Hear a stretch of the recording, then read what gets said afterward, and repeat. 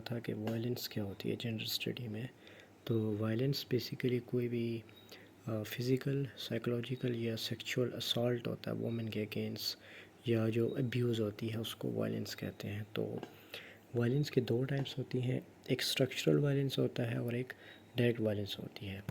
تو direct violence کیا ہے؟ ڈائریکٹ وائلنس بیسیکلی ایسی وائلنس جو کہ ویزیبل ہو، جو بندہ آبزرو کر سکتا ہے، جو کہ سامنے سوسائٹی میں نظر آ رہی ہو. جیسے کہ اس کی جو اگزامپل ہے، اس میں ایسڈ تھروئنگ جو ہے کامن ہے، ریپ کے کیسز آ جاتے ہیں، اس کے علاوہ کوئی اونر کلنگز آ جاتی ہیں، اس کے علاوہ فیمیسائڈز ہیں یا ڈومیسٹک پارٹنر وائلنس ہے. یہ سارے جو ہیں یہ ڈائریکٹ وائلنس میں آتے ہیں.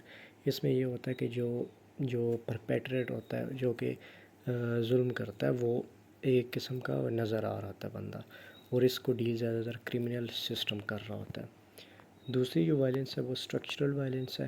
اسٹرکچرل وائلنس میں یہ ہوتا ہے کہ کوئی ایک جو ہے وہ کرمنل نہیں ہوتا. اس میں جو کرمنل ہوتا ہے وہ انویزیبل ہوتا ہے، اور اس میں جو مین جو کاز ہے وائلنس کا وہ سسٹمز ہوتے ہیں، جیسے کہ ایجوکیشنل سسٹم ہو سکتا ہے یا کوئی اکنامک سسٹم ہو سکتا ہے.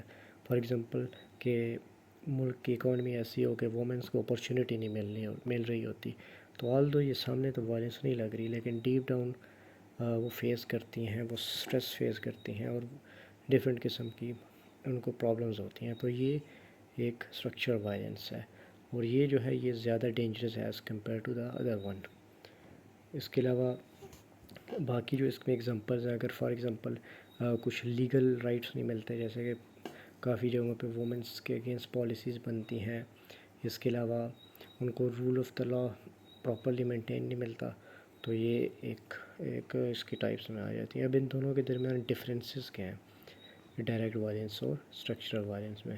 تو جو ڈائریکٹ وائلنس ہے وہ ویزیبل ہوتی ہے، جیسے کہ اونر کلنگ کا کوئی انسیڈنٹ ہوا ہے یا کوئی اس طرح کا انسیڈنٹ ہوا ہے، جیسے کہ ریسنٹلی ایسڈ تھروئنگ کا ایک انسیڈنٹ ہوا ہے ڈاکٹر مانور کا، تو یہ ویزیبل ہوتی ہے.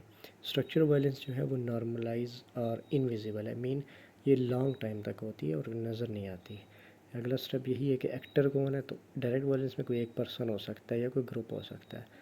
اسٹرکچرل وائلنس میں آپ کا سسٹم جو ہے وہ انوالوڈ ہوتا ہے. ٹائم فریم میں ڈائریکٹ وائلنس جو ہے وہ ایک سٹیپ بائی سٹیپ یا کسی بھی ٹائم پہ ایکٹ ہو سکتا ہے، کوئی انسیڈنٹ ہوتا ہے، جبکہ جو اسٹرکچرل وائلنس ہے وہ بہت سلو اور لانگ ٹرم ہوتی ہے، اور اس کے جو امپیکٹس ہیں وہ بہت زیادہ عرصے تک ہوتے ہیں.